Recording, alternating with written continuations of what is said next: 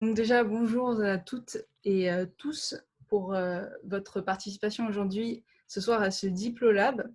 Donc c'est le 4e Diplolab dans cette série de débats organisés par l'Institut Open Diplomacy dans le cadre du Covid-19. Et donc celui-ci s'intitule Covid, comment éviter que les violences domestiques aggravent la pandémie.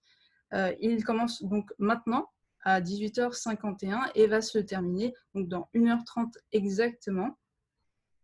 Je vais juste simplement rappeler, donc déjà c'est un diplôme qui est organisé en collaboration avec l'ambassade du Canada. Et donc on va commencer avec les règles pour un débat plus agréable.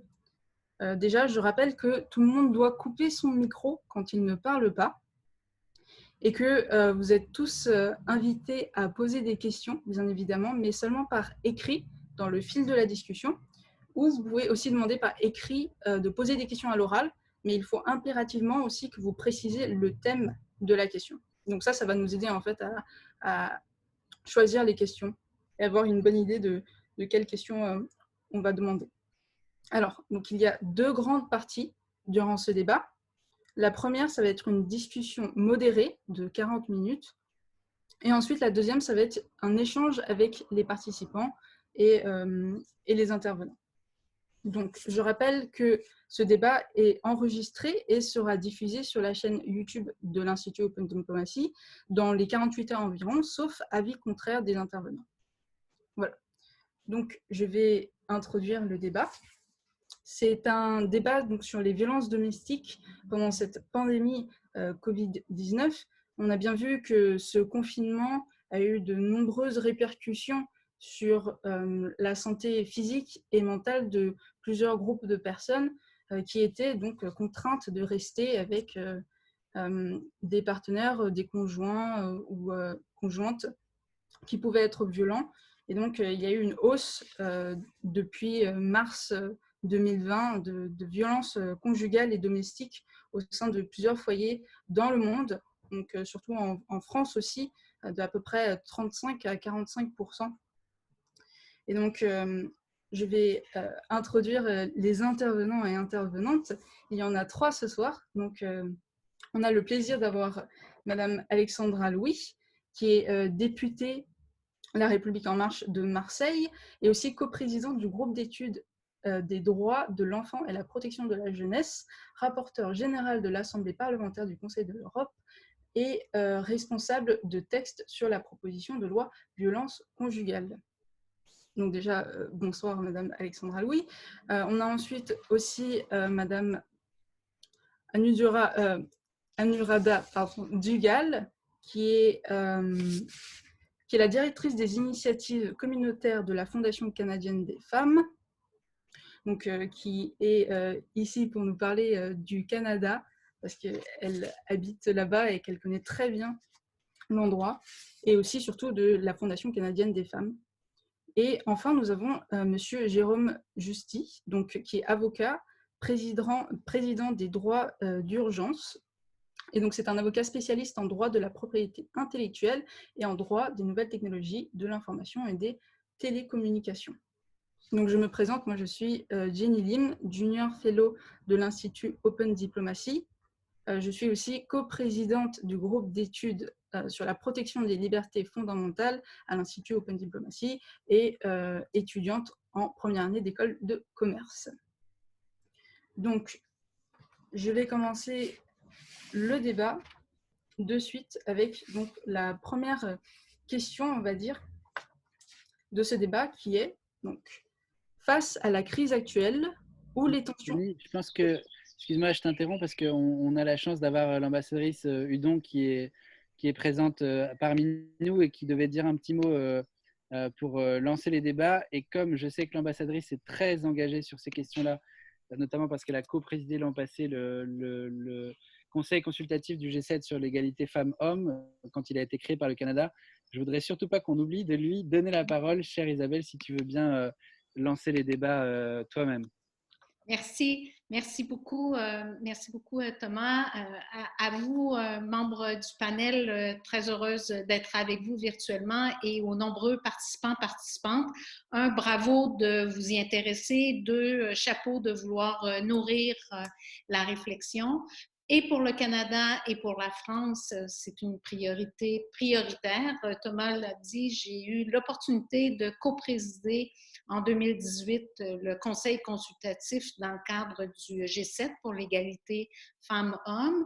J'avais également en séance tenante au G7 en juin à Charlevoix, mis un peu de pression sur votre président en France, le président Macron, pour qu'il donne une deuxième année de vie à ce conseil consultatif, pour que dans un forum comme celui du G7, où habituellement on parle d'économie, de santé, de sécurité, qu'on parle également des femmes et de l'égalité femmes-hommes. Au Canada, premièrement, un pas de recul, cette pandémie, cette crise touche encore et touche chacun de nous tous et toutes, mais de façon, encore une fois et malheureusement, particulière et de façon plus sévère les femmes dans nos pays, en France, au Canada, mais également dans des pays à travers la planète et dans des pays où le respect et la volonté de l'égalité femmes-hommes n'est pas du tout une priorité. Donc, ça fait de cette population ou de cette clientèle une clientèle encore plus durement touchée. Donc, chapeau à Open Diplomacy d'inscrire dans leur lab cet enjeu. Au Canada, on a, dans les dernières semaines, annoncé des contributions importantes pour venir en aide aux femmes. La France également. Donc, je vous souhaite de très, très bonnes conversations. Je pense qu'on ne peut pas avoir de trop grandes ambitions pour l'enjeu et la grande priorité de l'égalité femmes-hommes et je vous souhaite un très bon débat et surtout de fructueux échanges. Merci Thomas et bonne conversation. Merci Madame et désolée de vous avoir oublié tout à l'heure. Et donc je vais lancer le débat avec cette première question si il n'y a rien d'autre à ajouter. Cette première question est: face à la crise actuelle où les tensions économiques et sociales et le confinement ont pu aggraver les violences domestiques, comment repenser les dispositifs existants, notamment en France et au Canada, afin de leur permettre d'être pleinement opérationnels en période de confinement? Donc, cette première question, je vais demander à Monsieur Justy de répondre, s'il vous plaît, si vous avez un avis dessus. Oui, merci infiniment d'être le premier à me donner la parole. Donc, mon association s'appelle Droit d'urgence et elle a 25 ans d'âge et depuis 13 ans a monté une action particulière dans le 20e à Paris, au point d'accès au droit du 20e à Paris, en faveur des femmes victimes de violences conjugales. Nous recevons à peu près 3 à 4 personnes par jour, ce qui fait à peu près 1200 personnes à l'année. Nous avons la chance que ce dispositif ait été créé par une personne, Antalya Crespo, qui est, je crois, présente parmi nous ce soir, et qui pourra s'exprimer mieux que moi sur cette réalité qu'elle vit au quotidien. Pour nous, c'est une chance parce que du coup, on peut mesurer avec la même personne les dispositifs et l'évolution des dispositifs. Alors, pour rapidement venir à votre question, le dispositif existant traditionnel, c'est de tenir, notamment pour droit d'urgence, des permanences juridiques gratuites dans des lieux où les personnes ont l'habitude de venir, des centres d'hébergement, des points d'accès au droit, des centres d'accueil et autres. Donc du coup, la forme traditionnelle que l'on exerce depuis 25 ans, c'est la consultation, sur rendez-vous ou pas, de personnes qui sont dans une situation d'urgence ou pas, notamment pour les femmes, se pose la question de l'urgence, parce qu'on a toujours l'impression que, mais ça on pourra en parler, que les femmes consultent en état d'urgence, alors que les violences peuvent être subies depuis de très nombreuses années et que le passage à la parole et à l'acte judiciaire n'est pas si rapide que ça. Mais c'est vrai qu'en période de confinement, du coup, mais je ne veux pas venir sur la deuxième question immédiatement, c'est qu'en période de confinement, on a dû se poser en effet la question, puisque cette présence physique n'était plus possible et que nous avons quand même tenu, pendant toute la période du confinement, pendant 9 semaines, donc à assurer une permanence téléphonique. Alors que beaucoup de lieux à Paris étaient fermés. Alors, la permanence téléphonique, c'est pas aussi bien que la permanence physique. C'est peut-être une palissade, mais il est vrai que ça disqualifie en quelque sorte la relation qu'on peut avoir avec une personne. Voilà pour ce qui est des dispositifs existants. Et je reviendrai certainement sur les dispositifs que l'on a testés, expérimentés et qui sont peut-être encore dans le futur à imaginer. Merci beaucoup. Est-ce que vous pensez, Madame Dugal, aussi de la même façon, notamment lorsqu'il y a de la différence entre la France et le Canada, donc des dispositifs existants, comme disait Monsieur Justy, entre les appels téléphoniques, mais aussi les centres d'hébergement? Merci, Madame Lynn.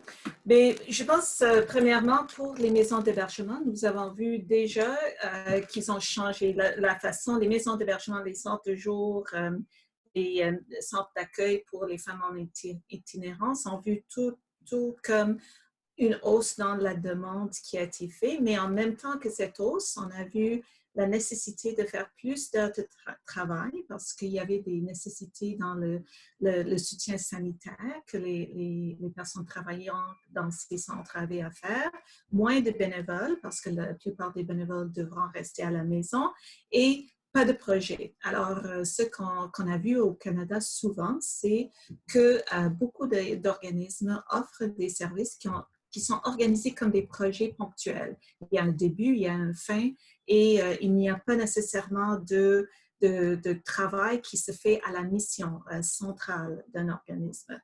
Pendant cette période de confinement, ce que nous avons vu, c'est que actuellement, les organismes ont besoin de travailler comme sur la mission seulement. Ils ne peuvent pas faire des projets à l'externe de leur centre d'accueil ou des actions qui ne sont pas liées aux services essentiels qui sont donnés aux femmes. Alors ça, c'est une des premières choses qu'on a dû repenser.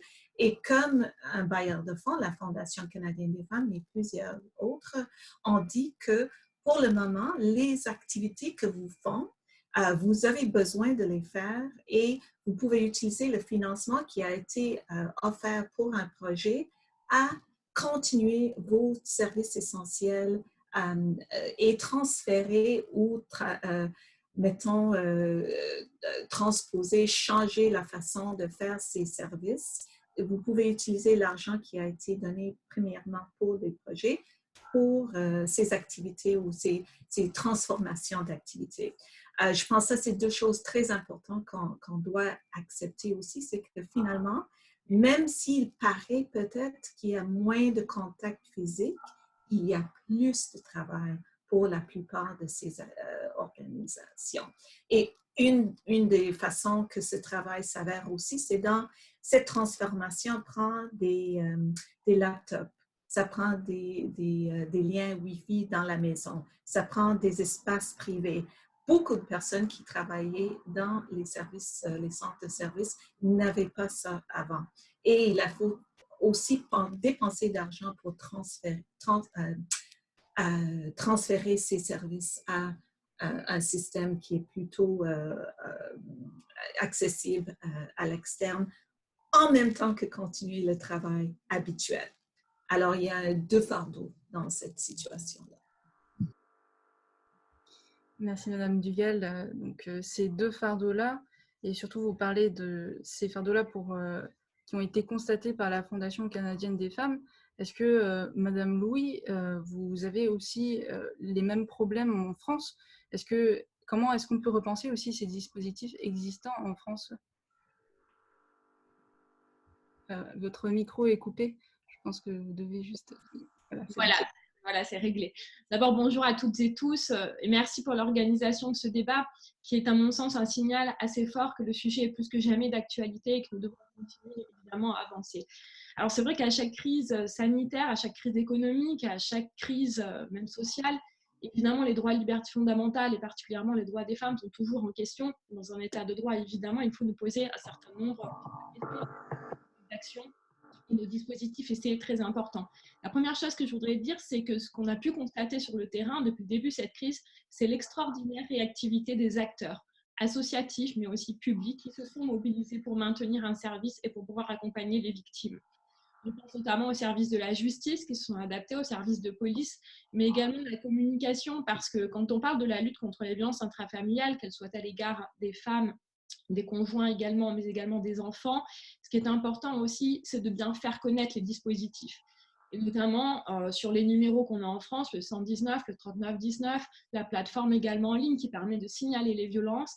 Et je dirais que dans cette crise, paradoxalement, malgré toutes les difficultés qu'on a pu rencontrer, ça a permis de communiquer de façon, je dirais, plus persuasive, en tout cas plus vive sur ces numéros-là et de les faire connaître. Parce qu'on peut mettre en place beaucoup de dispositifs, il faut encore qu'ils soient connus. Et je pense que chaque citoyen, chaque citoyenne peut être un maillon de la chaîne qui permet de pouvoir aider une victime en transmettant cette information-là. Donc les dispositifs se sont réadaptés, continue à être réadapté. Il y a également aussi des choses qui ont pu s'expérimenter parfois en des temps records. Moi, ce que je retiens de cette période, c'est que parfois sur des nouvelles idées, des nouvelles pratiques, il fallait un petit peu plus de temps pour les mettre en œuvre.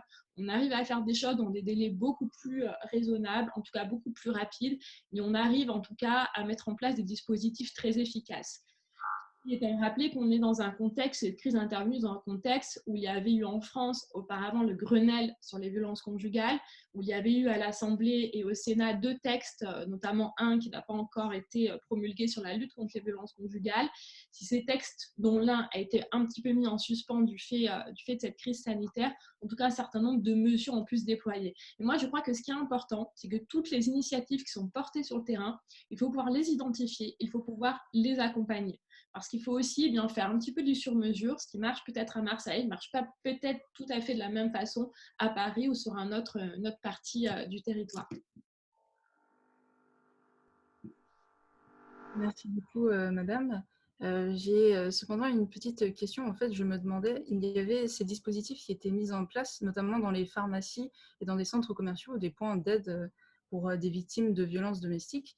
Comment est-ce qu'on peut expliquer l'échec de certaines méthodes qui ont été créées, notamment durant ce confinement, en fait Alors, je n'ai pas connaissance d'échec. Je crois que le dispositif en pharmacie a été assez intéressant. Il a permis en tout cas d'expérimenter une nouvelle méthode. Il y a le 114 aussi, c'est-à-dire la possibilité de pouvoir prévenir par texto, qui était à l'origine un numéro destiné aux personnes malentendantes. Et là, on a su adapter un moyen qui existait déjà justement pour la lutte contre les violences conjugales et qui a permis de faire intervenir les forces de l'ordre dans des situations extrêmement problématiques.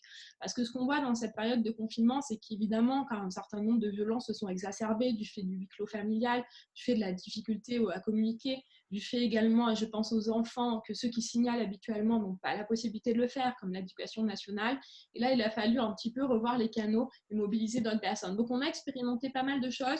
Je pense qu'après, il faudra qu'on prenne le temps de les évaluer plus en précision pour savoir ce qu'on peut maintenir dans la durée, ce qu'il faut adapter et voir également ce qu'il faut développer d'autres. Mais je crois plutôt, en tout cas, le constat que j'ai fait, surtout parce qu'il y a eu une attention particulière sur le sujet des violences conjugales, et je pense notamment au travail en juridiction, malgré les extrêmes contraintes liées à la crise sanitaire, mais également pour les services de police qui ont vraiment concentré leurs efforts et sur le respect du confinement et sur la lutte contre les violences intrafamiliales. Moi, je vois à Marseille, ça a été plus de 40% des interventions des services de police sur cette période, ce qui est conséquent, et ce qui prouve aussi qu'on est capable en tout cas de s'organiser, parfois même dans l'urgence, de façon plutôt intéressante. Même s'il reste évidemment des choses à améliorer, c'est plus évident. Merci beaucoup. Et est-ce que, Monsieur Justy, vous auriez des remarques à faire sur justement les juridictions qui ont été mises en place contre, et des méthodes, on va dire, qui ont été mises en place contre cette aggravation des violences domestiques pendant le confinement? Alors, il est vrai que le gouvernement français a pris des mesures très rapidement, notamment en la personne de la secrétaire d'État à l'égalité femmes-hommes, Marlène Schiappa, qui a très rapidement su convaincre et agir pour mettre en place de nouveaux dispositifs ou alors les réactiver très rapidement. Je trouve ce qui est important, alors, et donc du coup la justice, hein, qui ne fonctionnait presque pas en France, a pu fonctionner dans les contraintes qu'a exprimé Madame la députée, mais ça a pu fonctionner, assez bien fonctionner. On n'a pas eu de retour, nous, de notre part, en tant qu'usagers des dispositifs judiciaires, de retour que ça ne fonctionnait pas. Pour moi, ce qui est important, alors parce que nous sommes une association d'avocats et de juristes, donc on est censé travailler que sur le droit, mais en fait, depuis 25 ans qu'on existe, on se rend compte que le droit n'est qu'une partie d'un tout et que le véritable avantage de ces dispositifs, c'est qu'ils soient transversaux, interassociatifs et transdisciplinaires, puisque nous, juristes, avocats, nous travaillons avec des travailleurs sociaux, des médecins, d'autres associations, donc du coup des pharmaciens, bien entendu des travailleurs sociaux, je ne vous ai pas déjà dit, et maintenant des pharmaciens, et la police, et les magistrats, et voilà, c'est ce qui fait, et nous, quand nous avons créé il y a 13 ans le PAD 20, on l'a créé, donc le dispositif spécialement destiné aux femmes, on l'a créé dans un maillage territorial, en partenariat avec toutes les structures existantes. Hein. Et c'est ça qui fait que de lutter contre le risque qu'il y a, c'est de considérer la victime par petits bouts et en silo. Et la grande difficulté que l'on a, c'est de partager le secret professionnel, parce que vous savez que les avocats sont tenus à un secret professionnel, que les médecins également, que les travailleurs sociaux sont également tenus à un secret. Et c'est ça, à mon sens, qu'il faut encore essayer de bouger, même si nous travaillons ensemble, nous travaillons encore un peu dans nos chapelles et nos silos. Et c'est vrai que cette période très exceptionnelle a permis que toutes ces personnes soient très réactives, l'État, la justice, les associations, et de parfois dépasser un peu les barrières mentales que nous avions tous. Voilà, et ça, il faut le poursuivre, c'est le gain qu'on a pu obtenir. Juste, et puis j'arrêterai là. Il faut savoir qu'en fait, les femmes n'ont pas appris le confinement, les femmes victimes n'ont pas appris le confinement à l'époque du confinement. Parce que la nature même d'une femme victime de violence, c'est d'être déjà confinée. Hein, on lui interdit de voir ses amis, on lui interdit de parler au téléphone, on peut également la limiter dans la nourriture, on peut lui interdire de dîner en famille, on peut lui interdire de sortir, on peut lui interdire de travailler. Donc il y a déjà un confinement. Mais ce qui a encore aggravé la situation, c'est qu'il y a eu un confinement officiel qui est venu être imposé par l'État, qui en fait, en quelque sorte, donnait raison aux hommes qui ont trouvé une justification supplémentaire à confiner les femmes. Voilà. Et donc, du coup, c'est ce double mouvement qui a été très difficile à surmonter. Merci, Monsieur Justy. Nous allons passer à la deuxième question, justement, quant aux dispositifs expérimentaux qui ont été mis en place justement pendant ce confinement. La question est, le confinement aura été l'occasion d'une créativité nouvelle pour apporter une aide et un appui avec des dispositifs expérimentaux déployés dans l'urgence. Cette expérience peut-elle modifier les méthodes de lutte contre les violences domestiques ou contribuer à sensibiliser le grand public et les pouvoirs publics? Je vais donner la parole à Madame Dugal. Merci beaucoup. Oui, juste pour peut-être ajouter à ce que Madame Louis et Monsieur Justy viennent de dire, un des messages qu'on aimerait que le gouvernement continue à diffuser pour les maisons d'hébergement au Canada, c'est le fait que même si on est en train de faire un confinement à cause de la crise sanitaire, les maisons d'hébergement restent ouvertes. Et ça reste possible d'aller chercher de l'aide. Alors, ça, c'est très important. C'est comme deux messages qui ont l'air un peu contradictoires, mais c'est très important qu'on continue à faire ces messages pour que les femmes sachent qu'il est possible de chercher de l'aide. Alors, ça, c'était juste pour faire un lien avec ça.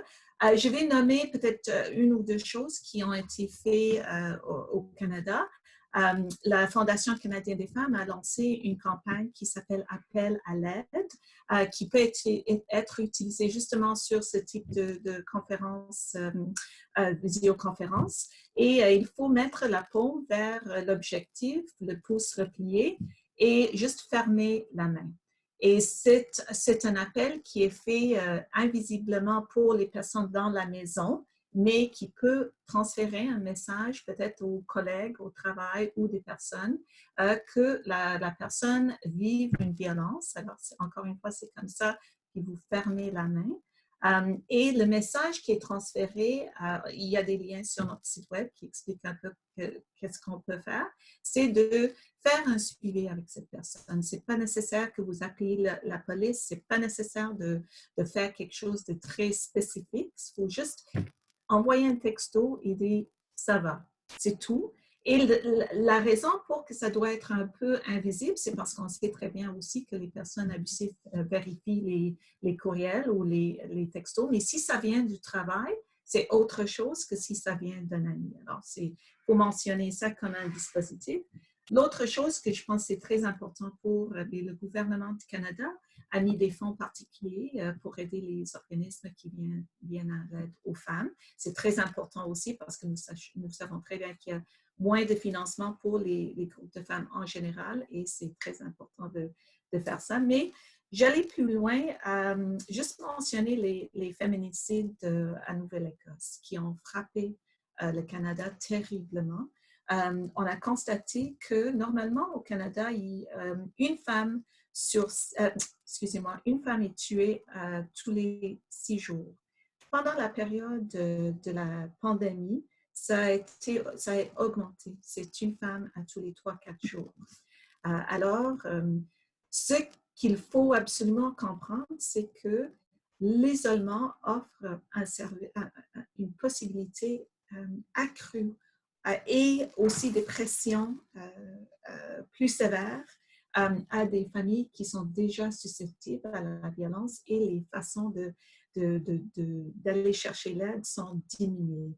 Alors, il faut que la connexion communautaire et le contexte communautaire est mis en évidence. C'est ça notre plus grande richesse. C'est les voisins, c'est l'organisme communautaire à côté, c'est l'organisme qui fait les photocopies des devoirs pour les enfants dans la maison. Ça, c'est la façon de transférer. Utiliser les maillages qui sont déjà en place, utiliser la façon de communiquer que tout le monde peut avoir accès. On n'a pas nécessairement besoin de réinventer tout, mais de donner des pouvoirs aux groupes qui sont sur le terrain, les façons d'aller faire le travail plus effectivement et plus efficacement.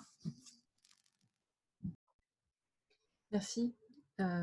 Ce geste pour alerter les autres membres de famille ou bien les voisins qui a été mis en place au Canada, je trouve que c'est vraiment intéressant et ça me rappelle aussi en France cette idée d'utiliser le non-code un peu masque 19 dans les pharmacies pour alerter les pharmaciens et pharmaciennes.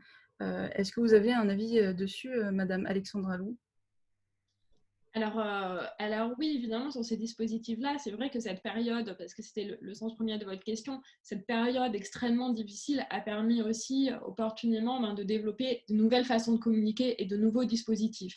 Et je dirais qu'il y a eu une écoute un petit peu plus accrue de nos concitoyens qui ont certainement un petit peu plus pris la mesure de la problématique des violences domestiques à l'égard particulièrement des femmes et également des enfants.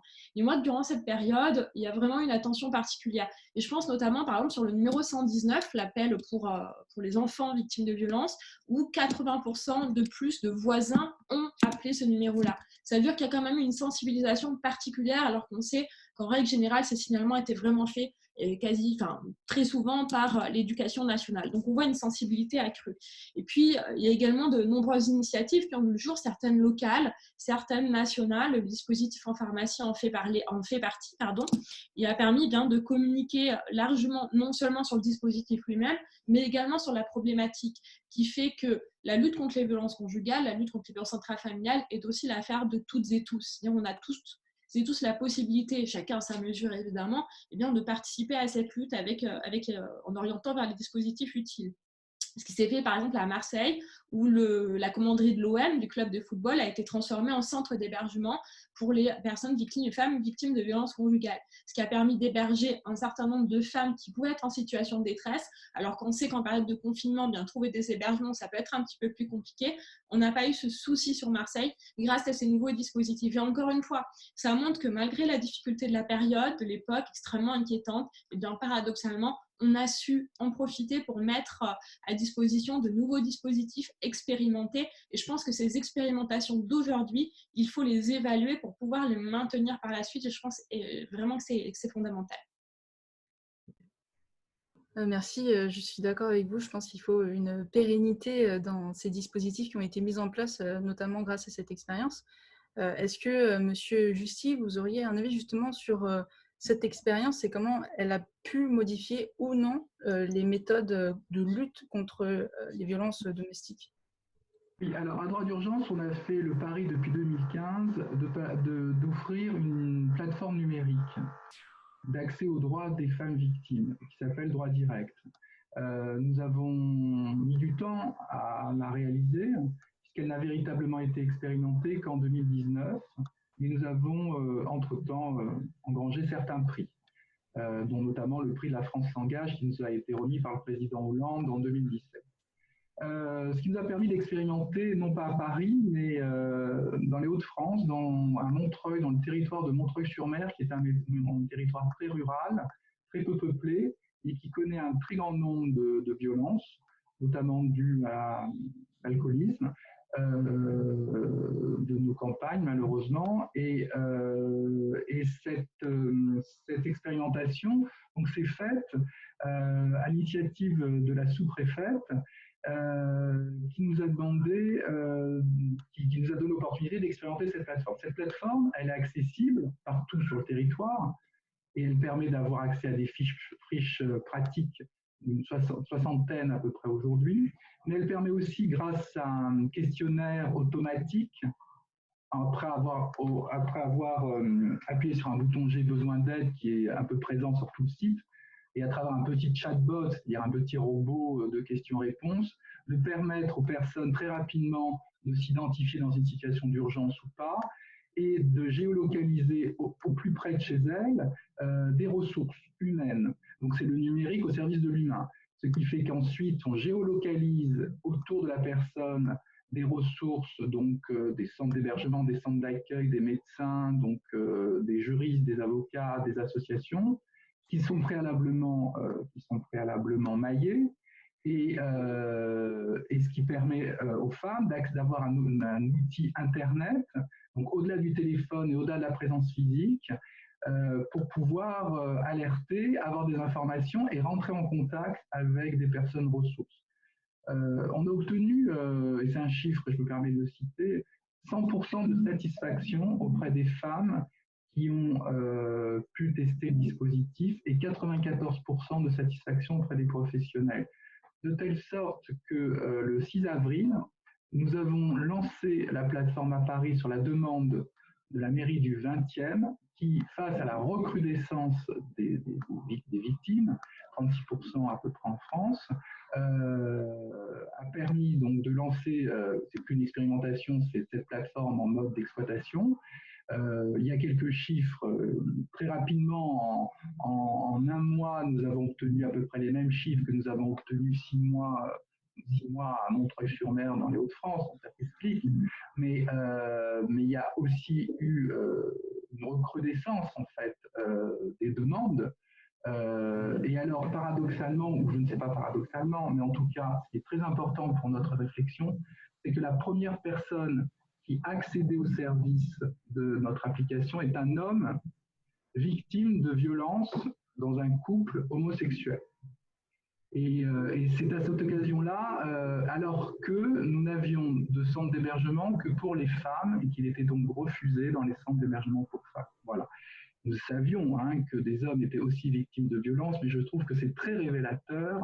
Voilà, ça grossit ce que l'on connaissait un peu. Et autre chose, et c'est vrai que quand on parle des femmes et des hommes victimes de violences, Madame la députée l'a dit, on parle aussi des enfants. Voilà. Et là aussi, il faut savoir qu'une femme véritablement, ça on peut partager cette expérience, ne va véritablement engager une action positive pour se sortir de la violence conjugale que quand son enfant est en jeu. Voilà. Quand les violences sont détournées du coup vers l'enfant ou quand il existe un risque immédiat pour les enfants. Ça fait vraiment partie, mais ça veut dire que les enfants sont les victimes très proches des violences interfamiliales. Et qu'il faudrait aussi pouvoir passer le message que sont victimes de violences les hommes, les enfants et bien entendu les femmes. Merci. Madame Alexandra, est-ce que vous voulez intervenir dessus? Je suis totalement d'accord sur le fait qu'effectivement, sur le sujet des enfants, c'est un sujet sur lequel on a beaucoup travaillé d'un point de vue législatif pour renforcer la protection des enfants qui sont témoins de violences conjugales. Je l'ai souvent dit, et je crois que c'est important, c'est-à-dire que les enfants qui sont aux premières loges de ces violences sont évidemment douloureusement impactés sur le plan psychique, mais également parfois sur d'autres aspects. C'est pour ça d'ailleurs qu'il y a une circonstance aggravante qui avait été votée à l'Assemblée nationale et au Sénat pour que les auteurs de violences conjugales, lorsqu'ils commettent ces violences devant des enfants, soient plus lourdement sanctionnés. Mais au-delà de ça, ce qui est important, c'est qu'il y a un accompagnement également des enfants, parce que là, vous avez tout à fait raison, Maître Justice, c'est que si même les mères n'ont pas la certitude que les enfants pourront être pris en charge aussi, ça peut être aussi un des points qui leur fait un peu freiner avant de passer le pas et de verbaliser tout ce qui peut se passer, et qu'évidemment pour les victimes, aller parler, aller chercher de l'aide, c'est un cheminement aussi qu'il faut respecter. C'est vrai qu'on a souvent parfois l'habitude de lire ou d'entendre qu'une victime doit porter plainte, que ça soit pour les violences conjugales, mais sur un autre sujet également sur lequel je travaille, qui est la lutte contre les violences sexuelles et sexistes. Je crois qu'il faut vraiment sortir de cette logique de plainte et se dire que les victimes ont avant tout besoin de soutien et d'aide, et qu'il faut leur permettre d'entrer dans un cheminement sans pour autant trop les bousculer. Et je sais que les associations, que les acteurs sur le terrain le font particulièrement bien, et qu'il faut évidemment renforcer les moyens mis en œuvre pour le faire. Je voudrais rajouter un point, c'est sur la communication qu'il y a eu autour des violences conjugales et des violences faites aux enfants, notamment sur les campagnes nationales et sur l'intérêt de ces campagnes-là. Et je vois qu'aujourd'hui, on a les premiers retours et on voit notamment que les appels au 119, au 3919, mais les autres dispositifs, je pense à la plateforme en ligne de stopviolence.gouv, arrêtons les violences.gouv, ou sur lesquels en tout cas les signalements ont significativement augmenté pendant la période. Et ça, je crois que cette communication à grande échelle doit être maintenue dans la durée. Moi, j'étais même allée jusqu'à proposer que ces numéros d'urgence soient affichés dans tous les halls d'immeubles, dans tous les services publics, dans toutes les salles d'attente, dans les hôpitaux, dans les commissariats, que tout le monde connaisse ces numéros, comme on connaît le 17, comme on connaît le 18. On sait s'il y a une voiture volée qui est appelée. Là, il faut vraiment qu'on ait les mêmes réflexes pour cette problématique. Je suis complètement d'accord. Faire connaître vraiment ces dispositifs qui ont déjà été mis en place, parce que c'est le plus important pour aider les victimes finalement. Merci beaucoup.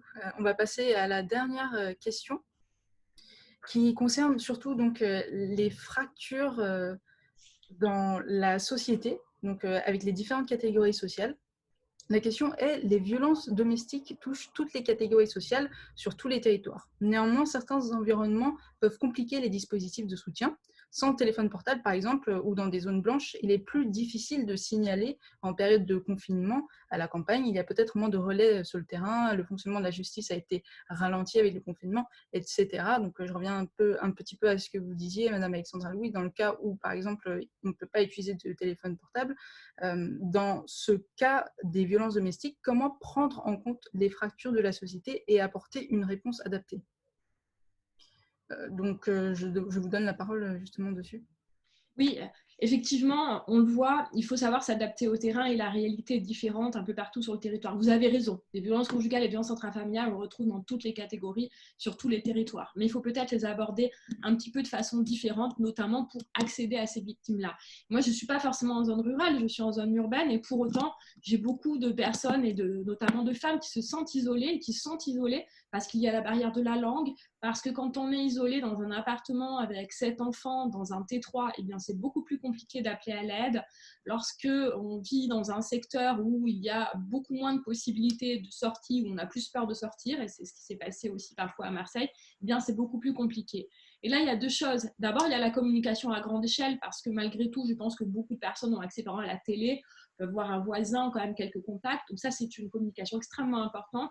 Et je pense qu'il y a aussi, il faut faire confiance au tissu associatif qui a été extrêmement réactif. Moi, je pense, par exemple, lorsqu'on a organisé les devoirs, de donner les devoirs, les enseignants qui ont appelé. Par exemple, les enseignants, et moi je l'ai vu sur mon secteur, ont joué un rôle extrêmement important parce qu'ils ont pu identifier des difficultés sociales qui existaient peut-être déjà avant.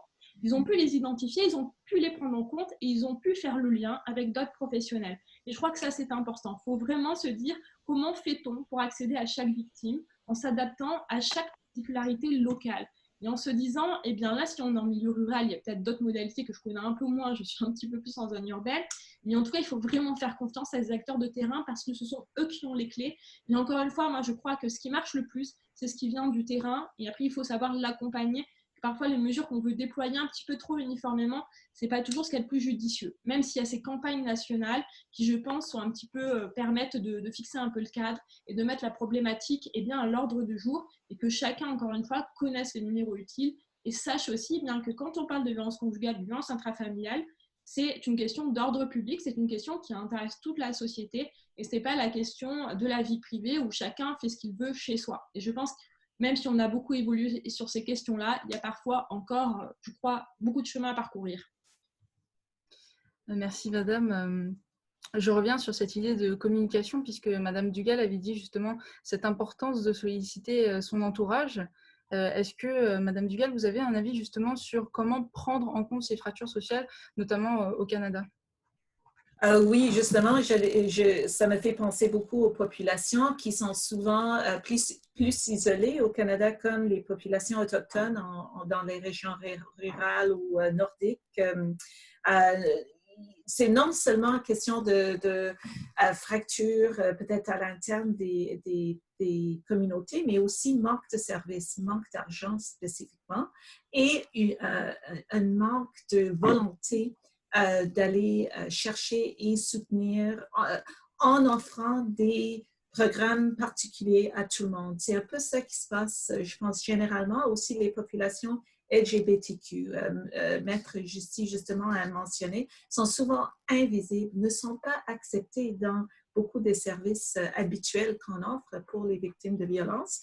Alors, il faut aller chercher ces personnes par les liens de communication qui sont déjà ouverts. Alors, les organismes qui sont déjà en place pour les populations autochtones doivent être munis d'un système de soutien pour offrir l'aide directement aux familles autochtones. Et cela est très important aussi au Canada, que ce soit offert par des personnes semblables.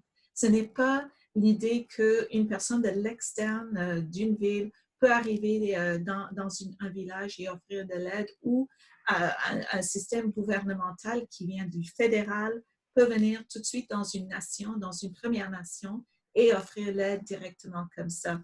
Et également, il y a beaucoup de difficultés entre les relations de certaines populations racisées, certaines populations marginalisées, par exemple, quand les services de santé ou les services de la police ou juridiques. Alors, il faut aller avec les liens de communication qui sont déjà fonctionnels et qui sont déjà en place et qui marchent pour les communautés et avec les personnes qui comprennent quelle est la meilleure façon, les réseaux qui sont en place. Je veux dire aussi que les organismes dans les milieux ruraux qui sont en contact avec la Fondation canadienne des femmes ont dit qu'il y a un calme qui est inquiétant dans ces communautés. Et ce qu'il faut préparer pour beaucoup de groupes, et la Fondation est en train de penser comment nous allons nous préparer à ça, c'est que dès que le déconfinement arrive graduellement, il va y avoir des vagues de demandes qui arrivent des populations rurales, mais aussi de ces centres de jour pour les familles autochtones ou les familles en situation d'itinérance ou les familles marginalisées, les femmes. Tout cela va arriver en même temps. Il faut qu'on se prépare à ça et que nous avons les moyens à bien répondre quand c'est comme la deuxième vague d'une pandémie va arriver sur les services sociaux et les services essentiels. Alors, c'est vrai que présentement, ça a l'air que c'est beaucoup plus difficile à répondre à ces questions, mais je pense qu'on doit être prêt à répondre tout de suite que le déconfinement révèle les vrais taux de violence. Complètement d'accord avec vous. Pour revenir à ce que disait M. Justice, justement, sur le cas des personnes homosexuelles qui n'avaient pas la possibilité de profiter de ces dispositifs mis en place, donc des centres d'hébergement, quel est votre avis, M. Justice, justement, sur la prise en compte des fractures sociales et des différentes communautés? Il y a beaucoup de fractures. Déjà, il y a la fracture mentale, et comme disait Madame le député, il ne faut pas penser, et c'est un avocat qui vous le dit, qu'il faut répondre à la violence conjugale et notamment à la demande de la femme victime, en tout cas de l'homme victime ou de l'enfant victime, par un dépôt de plainte. Il ne faut pas pousser au dépôt de plainte.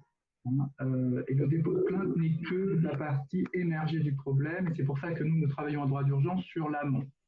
Et l'amont nous amène donc à aller au plus près des personnes.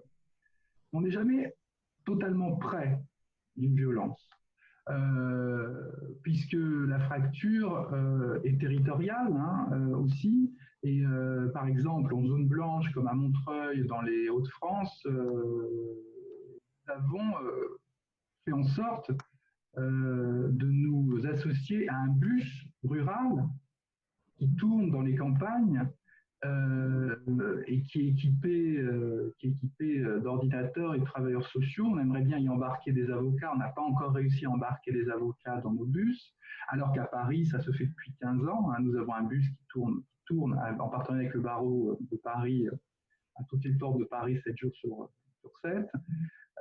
Donc il y a cette fracture rurale, il faut aller jusque dans les maisons presque, voilà, pour vraiment avoir conscience du problème. Il y a la fracture sociale, oui, mais à mon sens, c'est une fausse idée de considérer que tout le monde est touché par les victimes. Oui, bien entendu, tout le monde est touché par les victimes, par les violences, par les violences. Mais tout le monde n'est pas armé pareillement. Et on doit malheureusement considérer que les plus pauvres sont les plus exposés. Et dire que les violences sont également partagées dans toutes les couches de la population nous fait peut-être oublier trop souvent que ce sont toujours les pauvres qui sont les plus exposés à ces atteintes graves à l'humanité. Il y a aussi une fracture numérique, mais nous essayons de la combattre justement par l'outil numérique. Et puis, il y a une fracture psychologique aussi, comme vous le disiez, les LGBT+, sont aussi victimes de violences. Donc tout ça est très compliqué à gérer et tout ça doit certes être adapté aux régions, aux localités. Et ce qui est compliqué, c'est qu'il faut aussi pouvoir mettre en place des dispositifs nationaux. C'est pour ça et compter sur les dispositifs nationaux. Alors, on peut certes compter sur les associations qui sont là sur le terrain, mais moi, ce que j'aimerais, et je vous interpelle, Madame la députée, moi, ce que j'aimerais dont nous puissions parler, c'est un service public de la solidarité. Il est temps aujourd'hui, puisque nous sommes le monde d'après, de mettre en place le service public de la solidarité et de faire en sorte que l'État opère. Certes, accompagne, comme vous le dites, mais opère. Nous sommes aujourd'hui association trop fragile et trop mal équipée et toujours à friser l'état de cessation des paiements alors que nos activités sont essentielles, alors que nous sommes soutenus, bien entendu, par l'argent public, mais qu'aujourd'hui, et j'aimerais que ce soit une grande idée que vous portiez, qu'il faille un ministère de l'action publique de la solidarité.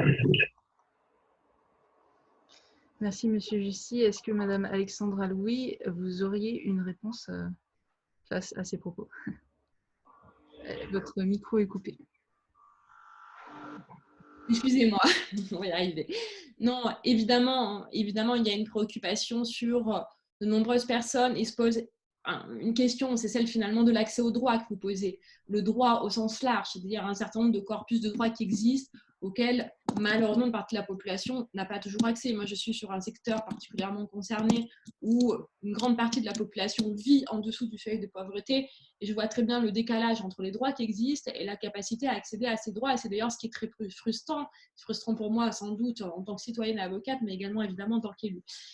Sur le sujet, il y a un ministère qui existe pour les solidarités, c'est celui de M. Véran, qui est certes très occupé en ce moment, mais qui, je pense, a à cœur ces problématiques-là. Après, moi, ce que je pense sur l'action qu'on peut avoir, moi, je crois vraiment qu'il est très important d'avoir une action de terrain qui n'est pas toujours suffisamment soutenue. C'est vrai, je pense notamment parfois à la difficulté bien, de mettre tout le monde autour de la table. Quand j'ai organisé dans le cadre du Grenelle des violences conjugales une table ronde dans les Bouches-du-Rhône, je me suis rendu compte qu'autour de la table, il y avait certaines personnes qui travaillent sur le même sujet avec une compétence, un enthousiasme à toute épreuve et qui parfois ne se connaissaient pas et ne savaient pas ce que faisaient les uns ou les autres. Donc je pense qu'on a besoin vraiment de renforcer cette coordination-là et c'est ce qui est sorti du Grenelle, mais également évidemment de donner de la visibilité à long terme pour le monde associatif, pour ceux qui travaillent sur le thème des violences conjugales, mais plus largement. Parce que ce qui est important sur ce sujet-là, c'est que les premiers parfois qui vont détecter des difficultés, ce ne sont pas les professionnels qui travaillent dans des associations dédiées. Ça peut être une assistante sociale, ça peut être un médecin, ça peut être quelqu'un qui fait tout simplement de l'ex-occupe d'aide alimentaire, ça peut être un bénévole. Donc il faut vraiment qu'on arrive à avoir un maillage, et c'est ce que disait Madame Dugal d'ailleurs tout à l'heure, qu'on ait un maillage qui permette à chacun de pouvoir accéder à ses droits. Donc oui, il y a une impulsion évidemment du ministère qui est très importante et ça, il faut qu'on continue à le faire. Mais ceci dit, c'est vrai que ce que j'ai remarqué, c'est que notamment depuis le confinement et même avant, suite au Grenelle, il y a quand même eu une volonté croisée. Je pense notamment au ministère de la Justice, au ministère de Marlène Schiappa, évidemment, d'Adrien Taquet sur les enfants. C'est vrai qu'on n'avait pas de secrétaire d'État avant pour les enfants, c'est une nouveauté. Et je pense que c'est une avancée pour les droits des enfants et pour la lutte contre ces violences intrafamiliales. Il faut renforcer ce travail-là, le pérenniser. Et toujours, moi, je crois vraiment que les meilleures actions, la meilleure impulsion, c'est celle qui vient du terrain. Là où vous avez raison, c'est qu'il faut l'accompagner et qu'il ne faut pas non plus tout laisser au secteur associatif et leur laisser tout supporter seul. Il faut vraiment créer, je dirais, ce climat favorable qui permet d'accompagner les initiatives sans les brider. Merci beaucoup, Madame.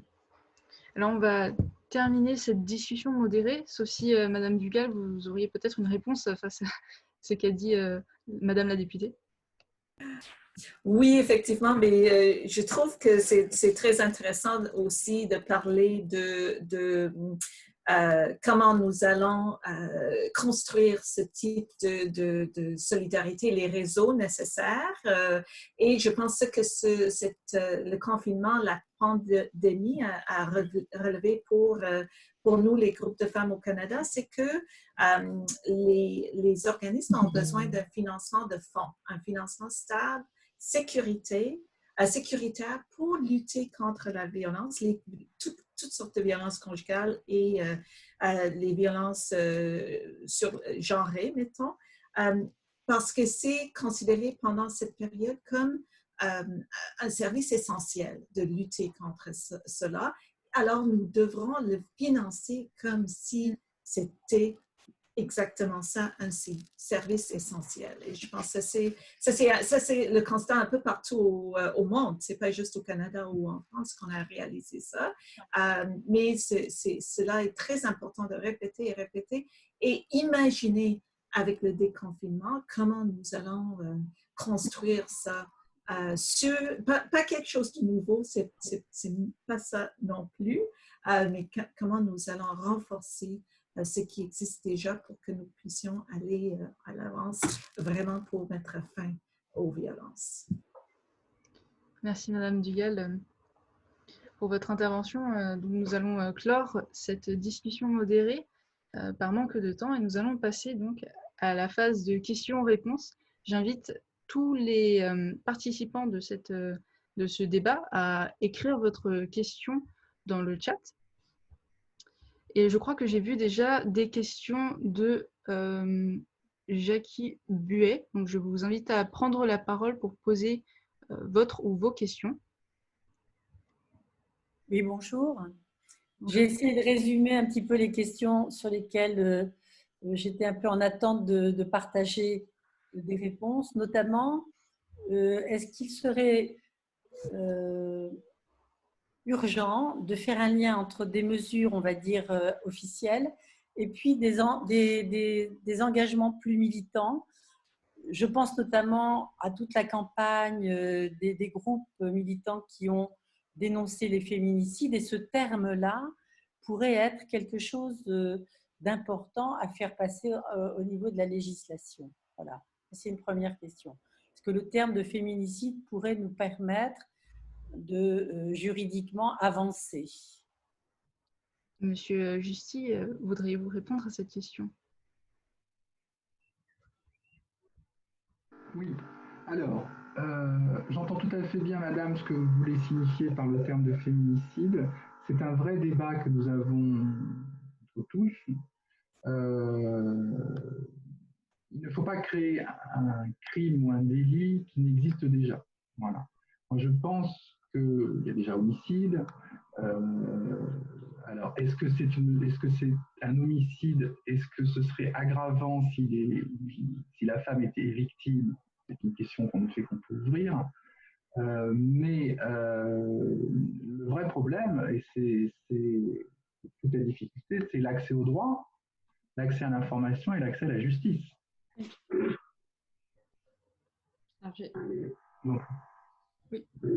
Je vais peut-être simplement compléter parce que évidemment ce terme est un terme qu'on n'employait pas encore il y a quelques années qui est très important parce qu'il permet aussi de communiquer et de faire connaître ce phénomène. Donc on y est évidemment attaché. Maintenant, quand on parle de modifier un texte pénal, il faut penser qu'il y a des enjeux derrière ça, des enjeux d'abord de sécurité juridique, des enjeux également de termes juridiques qu'on intégrerait dans le code pénal et qui pourraient finalement fragiliser la législation parce qu'on est évidemment tenu à des grands principes de droit pénal, mais également des principes constitutionnels d'égalité. Et le fait de mettre un féminicide plutôt qu'un autre, ça pourrait créer une inégalité. Il y a aussi de nombreux hommes qui sont victimes de violences conjugales. Donc moi, je suis très attachée à ce terme et je pense qu'il est très important, évidemment, d'en parler. On communique beaucoup dessus, mais je pense que le droit pénal, il faut vraiment le toucher que vraiment quand c'est indispensable, parce qu'on a besoin de sécurité juridique pour pouvoir avancer. Moi, je suis en train de procéder à un certain nombre d'auditions dans le cadre de la lutte contre les violences sexuelles et sexistes, et tous les juristes nous disent surtout de modifier le droit pénal quand c'est extrêmement nécessaire. Parce que le droit pénal, même s'il y a une fonction expressive et une fonction pédagogique, il faut également vraiment un petit peu le sacraliser et se dire on a besoin que les victimes, que les mises en cause, que tous les professionnels sachent à quoi s'en tenir dans la durée. Et malheureusement, ces dernières années, je suis bien placée pour en parler, on légifère très souvent sur le droit pénal et je pense qu'il faut vraiment toujours y aller un petit peu la main tremblante et se dire qu'à chaque fois qu'on modifie un terme juridique, il y a des conséquences derrière qu'on mesure peut-être pas. Je pense que ça part vraiment une très très bonne intention, mais je pense que malheureusement, l'incidence que ça peut avoir dans un cadre purement juridique et technique pourrait être un petit peu problématique.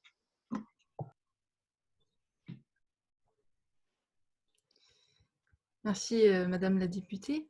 J'ai vu qu'il y avait une autre question par Fanny FRF. Est-ce que vous voudriez bien poser votre question à l'oral? Oui, bonjour. Ma question, c'était parce que j'ai entendu la procureure adjointe de Nancy, je crois, sur SCT, qui disait qu'elle remarquait que pendant le confinement, il y avait eu un nouveau type de profil d'agresseurs qui se présentaient, à savoir des gens qui étaient monsieur et madame tout le monde auparavant, mais qui, parce qu'ils étaient dans une situation nouvelle avec beaucoup de tensions, des préoccupations économiques et sanitaires très très fortes, se sont montrés violents face à leurs conjoints.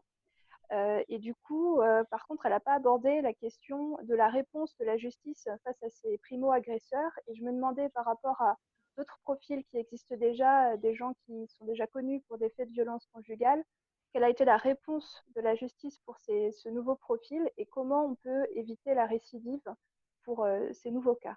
Merci. Merci. Est-ce que Monsieur Justy, vous voudriez répondre à cette question? Et votre micro est coupé. Je laisse la parole à Madame la députée qui souhaitait s'exprimer à ce sujet. Merci. Non, tout d'abord, je crois qu'il faut être assez prudent et je ne crois pas manquer de profil type justement en matière de violence conjugale. Et ça serait tellement plus simple, peut-être ça faciliterait la vie de tout le monde, mais je ne crois pas vraiment que ça soit le cas. Maintenant, oui, évidemment, dans cette période-là, un huis clos familial, bien sûr, ça peut cristalliser des tensions, ce qui n'excuse évidemment jamais les violences. Après, en matière pénale, que ce soit une personne qui comparaît pour la première fois pour des faits de violence conjugale ou pour la troisième fois, le magistrat va prendre en compte la gravité des faits, le contexte, et il va également prendre la personnalité de la personne. C'est-à-dire que, par exemple, si c'est une personne qui, si les faits sont moins graves, eh bien, il va pouvoir un petit peu modérer la sanction, l'adapter avec un sursis avec mise à l'épreuve. S'il y a une problématique d'addiction, eh bien, également la prendre en charge. Le but il est multiple. D'abord, c'est de mettre à l'abri la victime. Notamment, il y a tout un débat autour du domicile conjugal, et ça, c'est sur le plan civil, de se dire il faut que la victime ait le choix, soit bien de garder le domicile conjugal si elle le souhaite, mais si elle a envie de partir, et parfois c'est le cas, eh bien qu'on peut se trouver un hébergement. Pour ce qui est du mise en cause, vous parlez justement de la prévention de la récidive et même de la réitération des faits, ce qui est un petit peu différent, c'est évidemment une priorité. Et pour ça, eh bien, il faut qu'il y ait une adaptation à chaque personne, de trouver également les problématiques. C'est pour ça bien, que souvent, ce qui est assorti avec des peines de prison, il peut y avoir également bien, des sursis mis à l'épreuve, avec des obligations de soins, des obligations d'indemniser la victime, des obligations bien, de suivre une formation pour avoir d'autres activités. Donc évidemment, il faut renforcer tout ça, et notamment, il y a un vrai sujet autour de la prise en charge des auteurs. Je crois qu'on a encore beaucoup de progrès à faire de ce point de vue-là, et Marlène Schiappa l'avait bien souligné, puisqu'elle a justement proposé qu'on avance sur ce sujet en ouvrant des centres d'accueil pour les mises en cause et pour qu'il y ait une prise en charge pour la suite, parce que malheureusement, les auteurs de violences conjugales peuvent récidiver avec la même victime, mais potentiellement aussi avec une autre. Donc il y a la prise en charge des victimes qui est fondamentale et indispensable, mais il y a également celle, évidemment, des auteurs. Merci. Oui, Madame Dugal.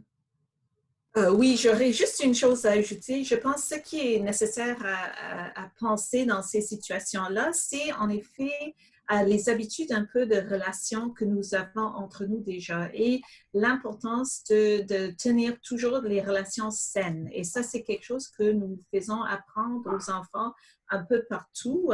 Oui, avec une analyse féministe, parce que les jeux de pouvoir qui existent sont liés vraiment au patriarcat, mais il faut toujours comprendre que la capacité d'avoir des relations saines est quelque chose qu'on s'apprend. Et on l'apprend, nous, de tous les modèles autour de nous, et nous pouvons l'apprendre à d'autres. Alors, c'est pour ça que j'ai un peu dans ma tête, j'imagine que ces relations qui sont maintenant plus violentes ou physiquement violentes étaient probablement déjà psychologiquement violents ou avaient des traces de violence ou de malsainteté avant que cette crise a fait la différence que nous voyons maintenant dans ces relations.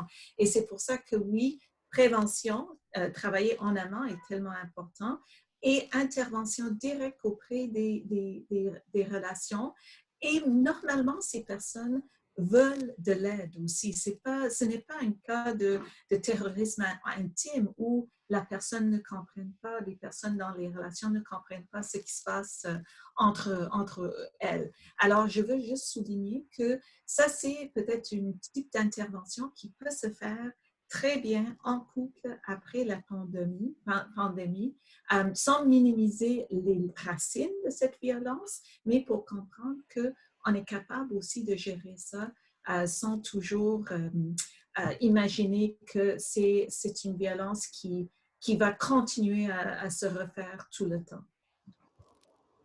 Merci Madame Dugal.